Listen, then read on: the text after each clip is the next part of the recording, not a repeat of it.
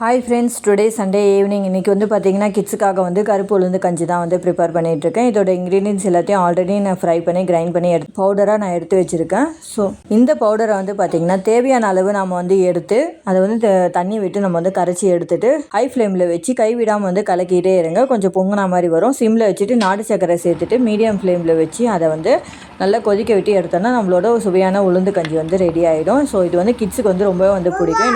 என்னோட 2 கிட்ஸுமே வந்து ரொம்ப வந்து விரும்பி சாப்பிடுவாங்க இதை வந்து. ஸோ கண்டிப்பாக நீங்களும் வந்து உங்கள் கிட்ஸுக்கு வந்து இதை வந்து மறக்காமல் ட்ரை பண்ணுங்கள். அடுத்ததாக பார்த்திங்கன்னா மீஷோலேருந்து 2 குர்த்திஸ் வந்து நான் வந்து பை பண்ணியிருந்தேன்.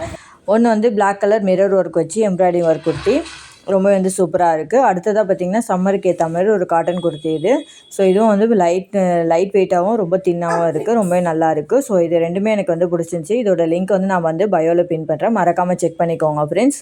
வேறு ஏதாச்சும் ப்ராடக்ட்டோட ரிவ்யூ வேணும் அப்படின்னு நினச்சிங்கன்னா மறக்காமல் எனக்கு கமெண்ட்டில் சொல்லுங்கள். அதோட ப்ராடக்ட்டோட ரிவ்யூ நான் உங்களுக்கு வந்து வீடியோவை போடுறேன்.